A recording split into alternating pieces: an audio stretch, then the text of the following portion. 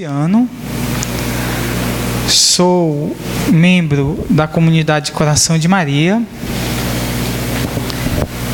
participo de grupo de oração há bastante tempo, desde 92, então são um monte de dia, né? Talvez tenha mais idade do que alguns de vocês, né? Sou casado, minha esposa Karina. Sou pai de 4 filhos, todos homens, né? E trabalho como assessor de um vereador lá na Câmara Municipal desde 2005. Então são 12 anos que eu trabalho na Câmara Municipal, certo? E nós estamos juntos, né? Para que possamos tentar nesses dias, de ontem, hoje e amanhã, descobrir um pouquinho mais sobre o amor de Deus por nós. E nessa descoberta, nós procurarmos ter um encontro pessoal com Jesus Cristo. E desde ontem, né, vocês estão tendo essa experiência de algumas pregações. Nós iniciamos o nosso encontro falando do imenso amor de Deus por nós, né? Ontem falaram para vocês sobre o amor de Deus. E o amor de Deus, ele tem 2 características interessantes. Uma delas é que nós vamos descobrir que a essência de Deus é amor, e nessa essência de Deus que é amor, ele não sabe fazer outra coisa a não ser amar. E quando ele começa a amar o mundo, né? Quando ele começa a derramar o seu amor sobre todo o universo, o que é que acontece? Ele começa a vislumbrar a possibilidade de criar algo que ele possa manifestar, que ele possa se debruçar, que ele possa derramar o seu amor. E aí é que acontece a criação da humanidade, né? Fruto da vontade e do transbordamento do amor de Deus. Por isso que eu acho que foi falado para vocês que nós não somos fruto do acaso. Nenhum de nós aqui é acidente. Tá certo? Nenhum de nós, a sua concepção não foi acidental, porque alguém pensou em você antes mesmo de você existir, e esse alguém é Deus, né? Deus pensou em você. Isso é uma manifestação de quê? De amor. Deus quis que você existisse, e Ele propiciou, Ele fez um monte de coisa para que isso acontecesse. Imagine, né? Você já deve ter manifestado o seu amor por alguém, não já? Você já fez alguma coisa que demonstrou que você amava uma outra pessoa? Já fez um gesto de amor? E às vezes esse gesto de amor não exigiu de você um planejamento, né? Você fez um planejamento, você se mobilizou, você fez alguma coisa, comprou algo, não teve um planejamento, você fez um esquema para que isso acontecesse? Não foi um planejamento, um plano, né? Às vezes nós fazemos isso. Imagine o planejamento que Deus fez para que acontecesse a sua existência, né? Seu pai teve que conhecer sua mãe, os seus avós tiveram que se conhecer. Imagina tudo isso dentro de um plano muito bem arquitetado para que pudesse acontecer para que você existisse. Isso é o amor de Deus. Nós somos fruto do desejo de Deus. Ninguém existe por acaso. Ninguém é um acidente. Nós somos frutos da vontade de Deus. Isso manifesta o quê? O amor de Deus pela humanidade. Mas o plano de Deus, né? Aquilo que Deus tinha sonhado e projetado para nós, ele é como que interrompido, é ameaçado pela entrada de quê? Pela entrada do pecado, né? O pecado começou a ameaçar o sonho e o projeto que Deus tinha para o homem. E no momento que esse plano começa a se concretizar, né? Começa a afastar o homem que é objeto do amor de Deus, o que é que Deus faz? Deus reelabora o seu projeto, fazendo o quê? Enviando uma salvação. O homem que tinha sido objeto do amor de Deus, que esse amor e essa caminhada estava sendo ameaçada, né, pelo pecado, pela entrada do pecado. Deus faz o que agora? Dá uma nova oportunidade para o homem através da salvação. E envia para a humanidade essa possibilidade de se salvar. E para que isso aconteça, para que essa salvação possa atingir a minha vida, não seja algo somente do meu conhecimento, algo que eu sei que existe para as outras pessoas, algo que eu sei que existe na igreja, algo que eu sei que existe fora da minha vida, o que é que eu tenho que fazer? Foi falado para nós a questão da fé. Eu tenho que acreditar que Deus me ama, mas o pecado me impede que esse amor se manifeste em mim. Mas muito maior do que o pecado é a salvação conquistada por Deus através de Jesus para a minha vida. E para que isso se concretize, eu preciso fazer o quê? Ter fé. Eu preciso crer, eu preciso acreditar nessa verdade, eu preciso acreditar que a salvação é algo concreto, é uma pessoa. A salvação não é uma história, a salvação não é um fato histórico que aconteceu há 2000 anos atrás e não interfere mais na humanidade, mas a fé me leva a crer que a salvação acontece nesse momento. Jesus, nós celebramos alguns dias atrás, fez o que? Ele ressuscitou. E com a ressurreição de Jesus, ele inaugurou um novo tempo para a humanidade, dizendo que ele vive. O nosso Deus é um Deus vivo. E essa experiência de fé e de crer em Jesus Cristo, na sua pessoa, crer que essa salvação foi para mim, o que é que isso deve provocar em mim? Deve provocar um desejo de conversão, um desejo de mudança. Senhor, eu sei que tu me amas. Às vezes eu não sinto por causa dos problemas. Às vezes eu penso que eu fui abandonado. Mas eu sei que tu me amas. Eu quero que tu aumente em minha fé. E me ajuda para que eu possa mudar também as minhas atitudes. Para que eu me converta. Eu sei que eu não faço eu não cometo grandes crimes. Mas eu estou muito distante de ti. Eu estou muito distante daquilo que tu queres que eu seja. Por isso nós pedimos a nossa conversão. Nós somos como que uma vela, né?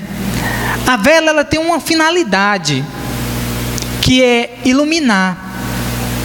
Nesse momento a vela aqui, ela não representa tanto a luz, porque nós usamos a iluminação elétrica, mas ela mostra para nós o que é um sinal.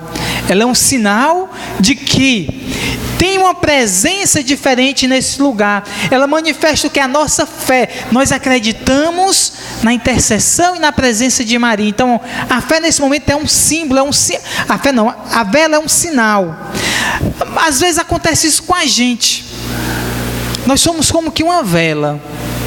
Rapaz, eu tenho a minha vida, eu não preciso tanto de Deus. Então nós somos como que uma vela apagada.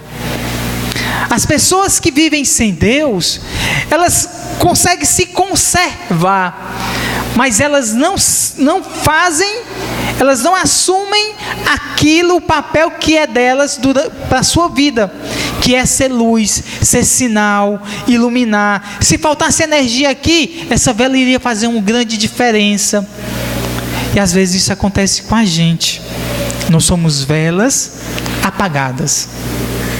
E a vela apagada, apesar de não queimar, apesar de não diminuir o seu tamanho, de conservar-se da mesma forma, ela não muda a realidade nem da sua vida, nem da vida das pessoas que estão ao seu redor. Então nós somos chamados a quê? A nos convertermos, a crermos em Deus e pegarmos de Jesus esse fogo, essa chama que me consome, que me torna luz para a vida das pessoas. Quantas realidades nós conhecemos que são de trevas? Quantas pessoas que nós conhecemos ao nosso redor que vivem em lutas, em terríveis lutas, incansáveis, lutas que já derrubaram essas pessoas que já não têm mais força de caminhar, e aí elas precisam de uma luz, mas você é uma vela apagada. Quem vai ajudá-la? O padre é muito distante, é muito ocupado. Às vezes as pessoas que são engajadas não conhecem lá essa realidade, não conseguem chegar lá, e a única pessoa que Deus colocou na vida daquela pessoa foi você, mas você fez a opção de ser uma vela apagada. Então vamos mudar, vamos nos converter, vamos nos mudar de vida, vamos acreditar que Jesus vive e Ele quer me salvar. E é isso que nós temos que vivenciar no nosso dia a dia, a nossa fé no Deus que é Pai, no Deus que é Filho, no Deus que é Espírito Santo, no Deus verdadeiro, no Deus que está no nosso meio, um Deus que não é distante da humanidade, mas um Deus que habita no nosso coração, um Deus que se relaciona pessoalmente comigo. E é isso que nós temos que tentar vivenciar no nosso dia a dia. Essa relação pessoal com Deus. Um Deus que eu me comunico, um Deus que me escuta e um Deus que eu escuto a sua voz. Um Deus que quer endireitar o meu coração. Um Deus que ama tanto você, que Ele não deixou você permanecer no pecado. Apesar das coisas que nós já fizemos, que só você sabe, tem coisas que ninguém no mundo mais sabe, somente você. Mesmo com essas situações que somente você sabe, Deus olha para você e diz: você é meu amor, você é o meu amado, você é o objeto do meu amor, e eu não vou desistir de você. É essa fé que nós temos que vivenciar. Mas, quando nós começamos a tentar caminhar para essa fé, acontece o quê? Acontece que forças contrárias tentam nos separar do amor de Deus, tentam nos separar de Deus. E o que nós vemos na humanidade hoje, e desde muito tempo, é essa luta constante entre as pessoas que querem caminhar para a felicidade, que querem se realizar pessoalmente, mas não conseguem porque elas são impedidas pelo mal. As pessoas que querem serem boas não conseguem realizar atos concretos de bondade, a ação da bondade, não consegue viver o bem, porque o mal está nos seus corações. Então, nós vamos perceber que existe, sim, também a presença e a existência de um adversário, de um divisor, de um inimigo da humanidade. Nós podemos ver isso lá no livro de São Paulo, na carta de São Paulo aos Efésios. Quem trouxe a Bíblia, né?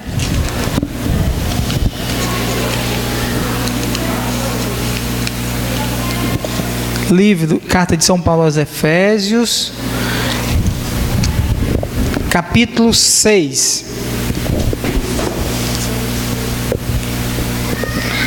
Versículo 10 a 12, que diz assim: finalmente, irmãos, fortalecei-vos no Senhor pelo seu soberano poder.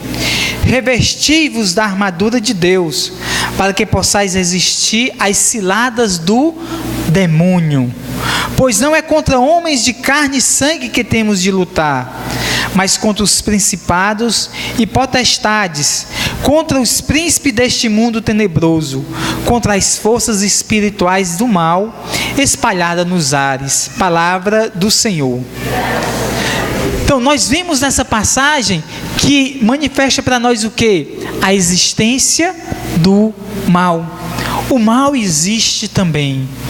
apesar de todo o esforço, né? Apesar de todo o esforço da humanidade em querer seguir o caminho do bem, existe também a presença do mal.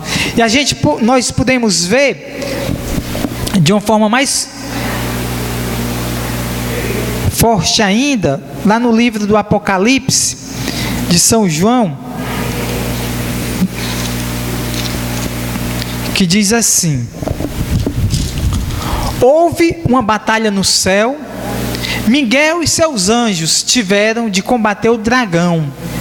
O dragão e seus anjos travaram combate, mas não venceram. E já não houve lugar no céu para eles. Foi então precipitado o grande dragão, a primitiva serpente, chamado demônio e Satanás, o sedutor do mundo inteiro. Foi precipitado na terra e com ele os seus anjos. Palavra do Senhor. Então nós vamos ver nessa passagem do Apocalipse o quê? Que o demônio era um anjo que foi expulso do céu e foi precipitado aonde? Na terra. E ele vive na terra para fazer o quê? Para lutar contra Deus. Embora ele seja um derrotado, e sabendo que ele não pode atingir Deus, o que foi que ele fez? Ele descobriu um ponto fraco de Deus, que é o amor que ele tem pela humanidade. Então o demônio tenta atingir Deus através de quê? Através do homem e da mulher. Por isso que ele entra com muita força na realidade dos homens e das mulheres. Porque cada vez mais que o homem se afasta de Deus, isso causa uma tristeza muito grande no coração de Deus. E o demônio, ele faz esse investimento no homem e na mulher, para que ele possa entristecer o coração de Deus. Então nós vamos ver o quê? Que a presença do mal, a presença do maligno, do inimigo no nosso meio, né? E esse mal no nosso meio, no meio da humanidade, é causada por quê? Por uma opção desse anjo decaído. E por que foi que esse anjo se rebelou contra Deus? Porque Deus resolveu criar o homem e dar ao homem uma condição acima dos anjos. E como ele era o anjo mais belo, o anjo mais perfeito da criação de Deus, ele teve o quê? Ciúme. E ele não concordou com Deus. Ele disse: não, eu não vou servir ao homem. Um homem limitado, um homem que não tem poder, essa criatura eu não vou servir. E ele se rebela contra Deus. Esse é a natureza do demônio, essa rebelião contra Deus. E aí o que é que ele passa a fazer? Ele começa a agir no meio da humanidade para tentar destruir a obra de Deus. E aí o que é que ele tenta mais? Ele tenta colocar para nós o falso como verdadeiro. Ele é um falsificador. Ele tenta vender para nós uma felicidade passageira, ilusões e enganos, dizendo que aquilo é o caminho da felicidade do homem.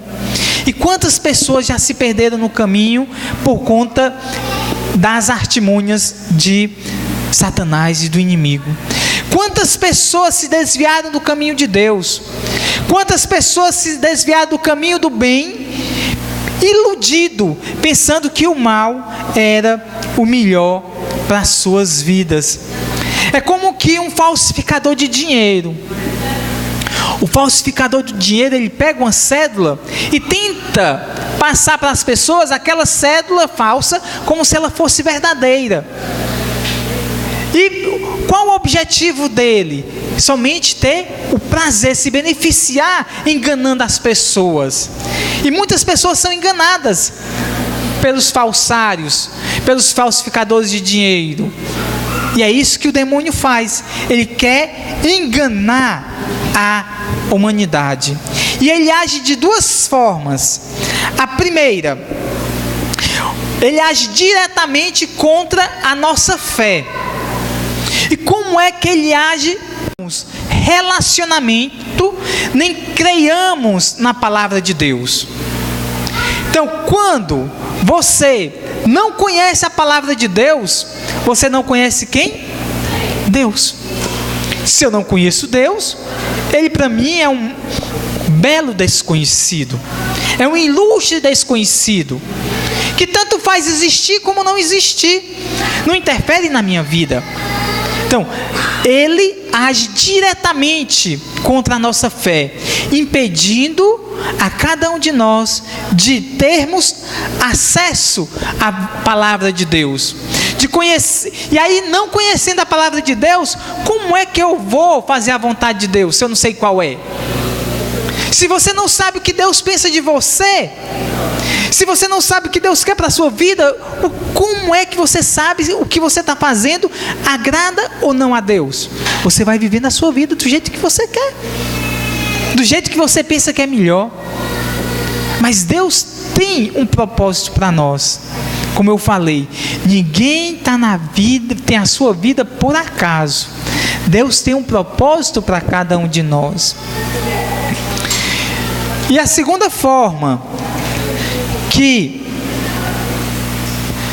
o inimigo, ele tenta a humanidade é de uma forma indireta. Por meio de quê? Por meio do mundo, por meio das coisas que estão ao nosso redor. Como diz São João na sua primeira carta, vou pegar aqui, primeira carta de São João,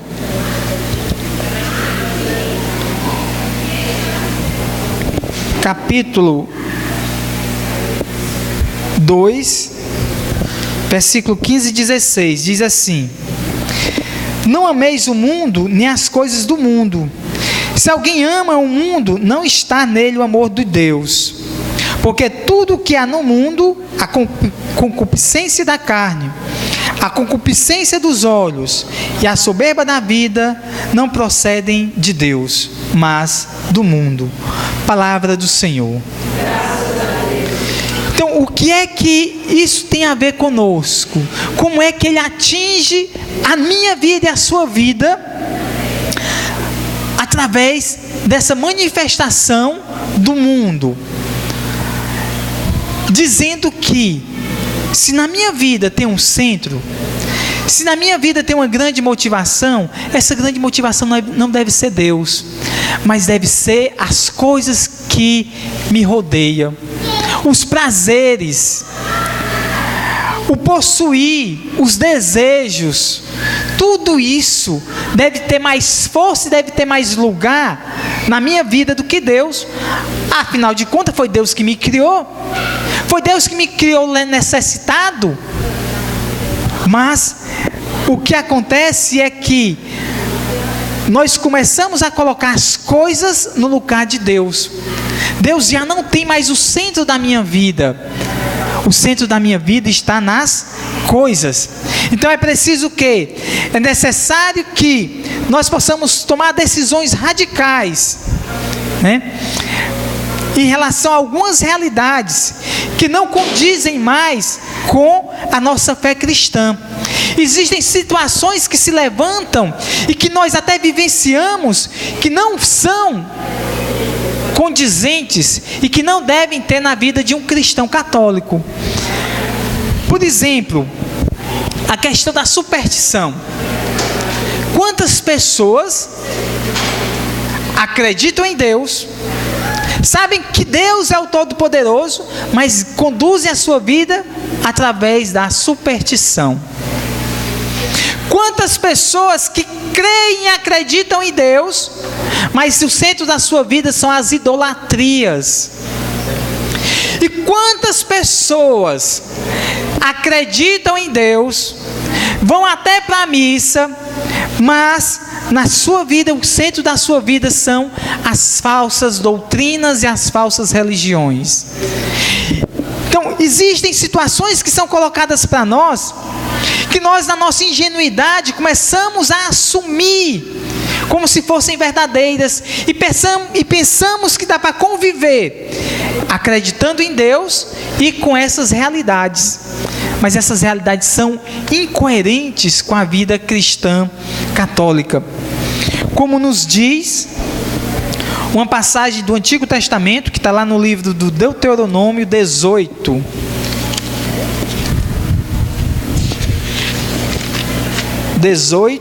De 9 a 14, diz assim, ó. Interessante que essa palavra, tá certo? É somente para os filhos de Deus, tá certo? Não é para todo mundo, não. É somente para aqueles que querem aceitar Deus na sua vida. Que diz assim: quando tiveres entrado na terra que o Senhor teu Deus te dá, não te porás a imitar as práticas abomináveis da gente daquela terra. Não se ache no meio de ti quem faça passar pelo fogo seu filho ou sua filha, nem que se dê a adivinhação, a astrologia, aos agouros, ao feiticismo, à magia, ao espiritismo, à adivinhação ou à evocação dos mortos.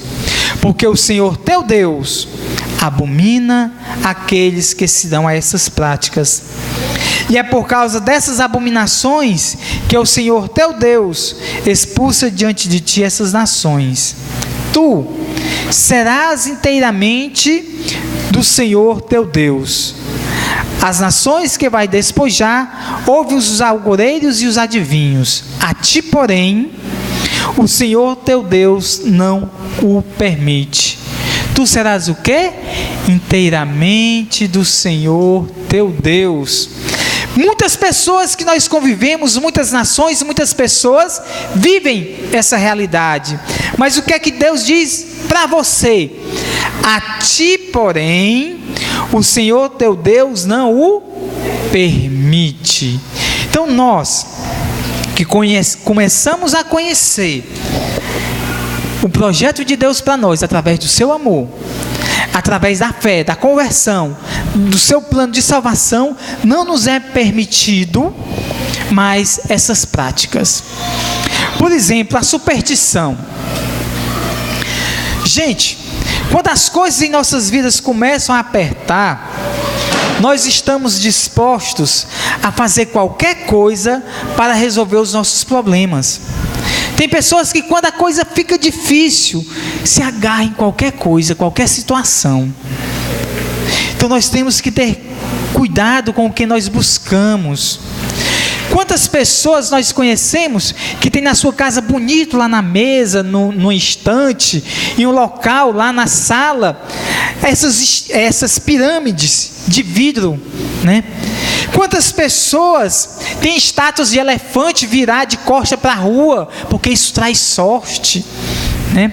Quantas pessoas têm pé de coelho, pé de pimenta, né?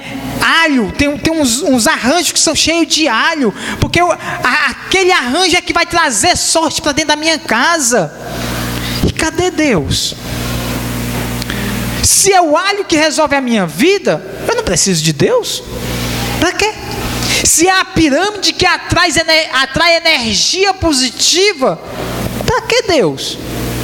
Se eu já tenho a fonte da energia positiva. Então, é uma coisa contraditória. Não dá para conviver com as duas realidades. Ou você é de Deus, ou você não é de Deus. E nós estamos aqui buscando ser de Deus, né?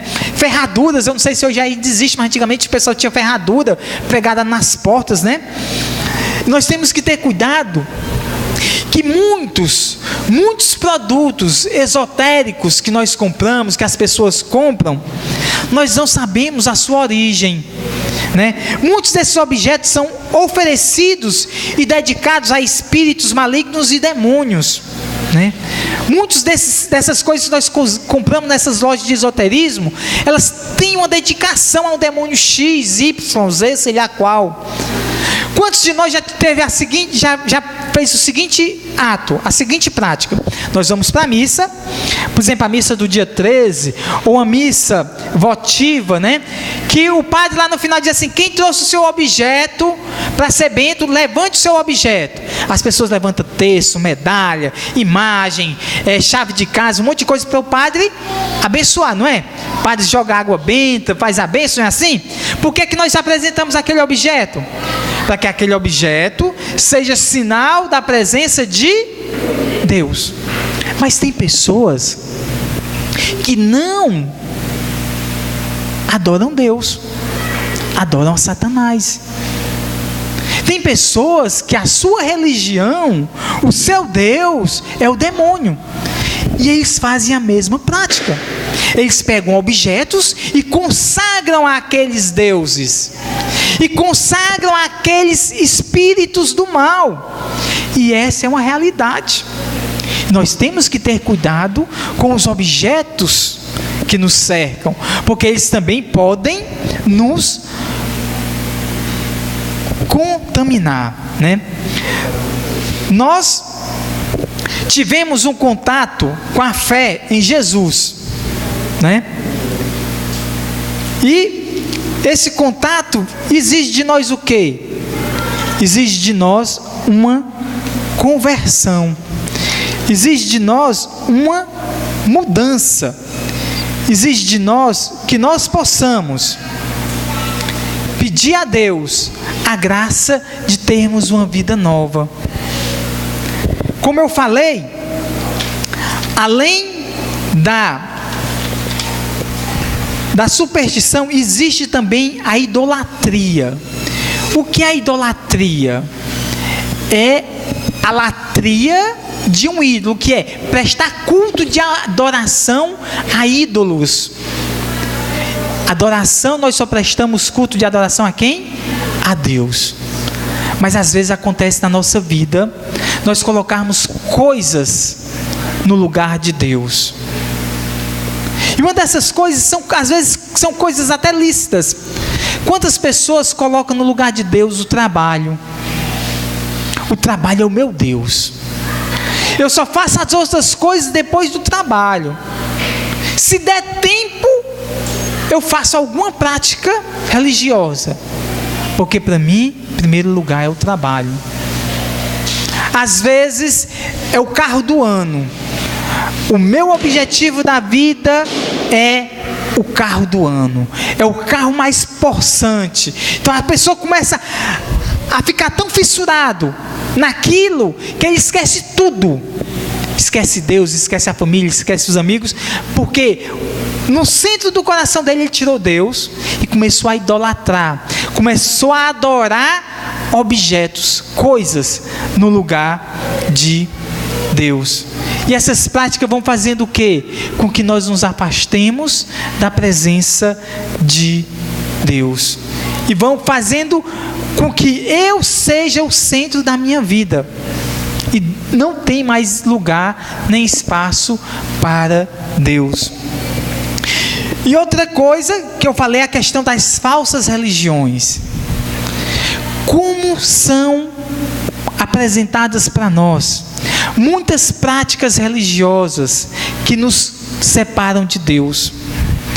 Por exemplo, a questão do espiritismo.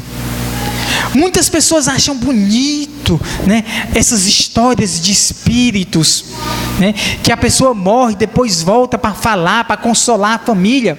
Mas o princípio do espiritismo é a reencarnação.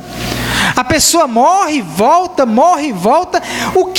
e esse princípio da reencarnação é diretamente contrário àquilo que nós dizemos que aconteceu com Jesus, que é a ressurreição. Jesus morreu e ressuscitou. Ressurreição é uma coisa, reencarnação é outra. Quando eu digo que eu preciso reencarnar para entrar e chegar no estágio de pureza e de purificação, eu estou dizendo que eu não preciso de Deus. Eu não preciso de Deus, porque eu é que vou me purificar nas diversas vidas subsequentes aí, né? E se eu for uma pessoa má, eu vou reencarnar no animal. São coisas assim meio loucas. Hoje, a população do mundo são quantas pessoas? 7 bilhões? É? Mais ou menos 7 bilhões, não é isso? Então, hoje são 7 bilhões de almas. Mas há 2 séculos atrás não eram 7 bilhões. E onde é que estavam essas almas? Onde é que estava o estoque dessas almas que elas reencarnaram de onde? Como é o princípio, né? Um princípio tinha lá um monte de alma que elas começam... Então são coisas que não condizem com a nossa fé católica.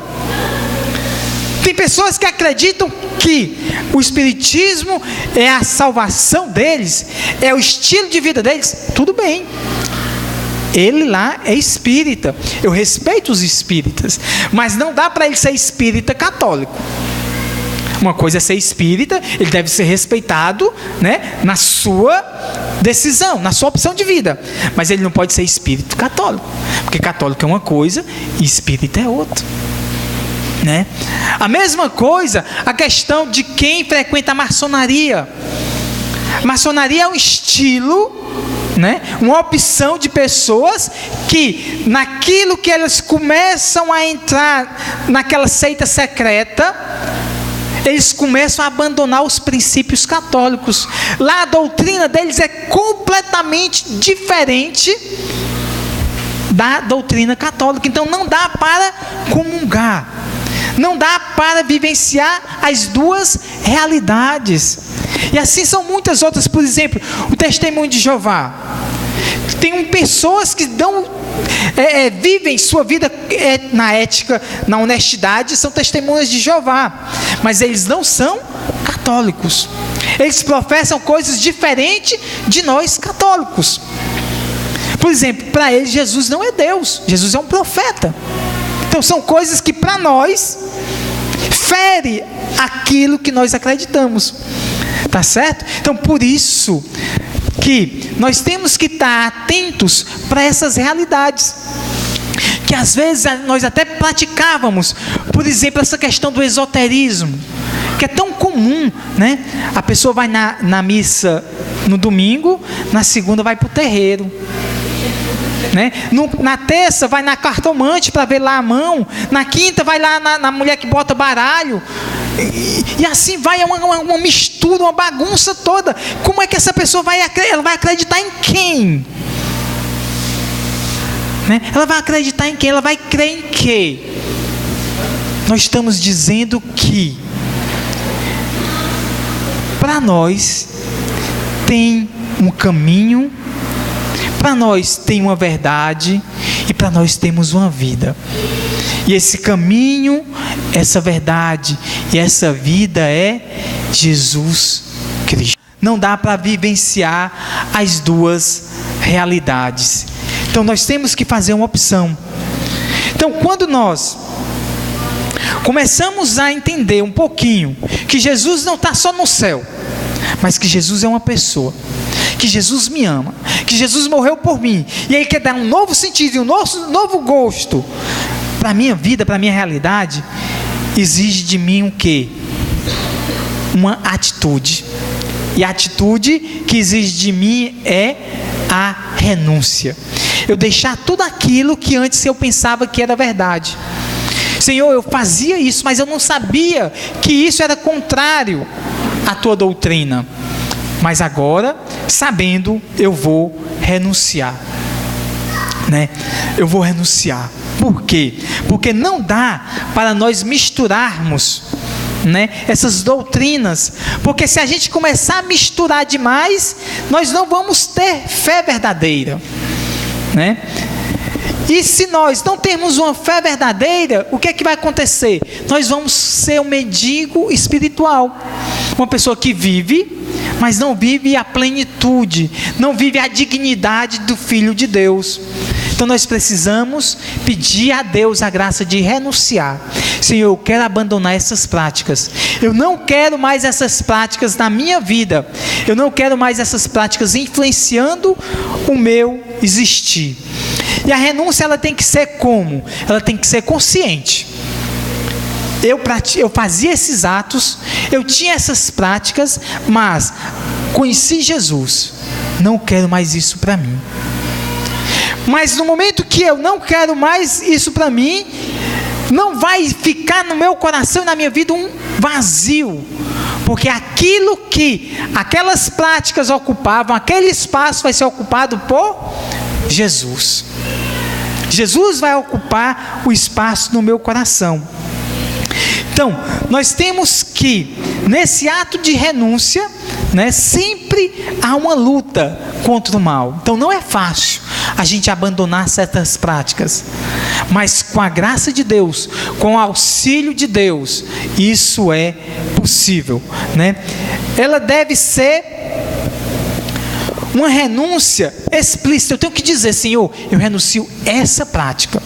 É isso aqui que eu quero. Você tem que dar nome àquilo que você quer renunciar. E em seguida dizer: eu renuncio isso, mas eu creio, eu acredito nessa nova realidade, que é a vida com Jesus Cristo. Então nós possamos abraçar com os nossos olhos, nós possamos abraçar com as nossas atitudes aquilo que Deus quer para nós, que nós possamos abrir os nossos olhos para não cairmos mais nas ciladas do pai da mentira. Sejamos vigilantes e nos entreguemos a Jesus, para que Ele seja o auxílio necessário para a nossa conversão e que nós possamos viver aquilo que Ele quer e sonha para cada um de nós. Possamos fechar um pouquinho os nossos olhos e, meditando em tudo aquilo que nós já vivenciamos desde ontem à noite, peçamos o auxílio de Deus nesse momento, para que nós possamos ter novas atitudes, que aquilo que foi revelado para nós, por mim, pelos outros pregadores, possa nos levar a um compromisso de vida nova, possa nos levar a uma realidade nova, possa nos levar a tomarmos decisões seguras e sabermos que Jesus é o melhor para a nossa vida, que a nossa salvação e a nossa felicidade está escondida com Cristo. Louvado seja nosso Senhor Jesus Cristo. Para sempre seja louvado. Amém.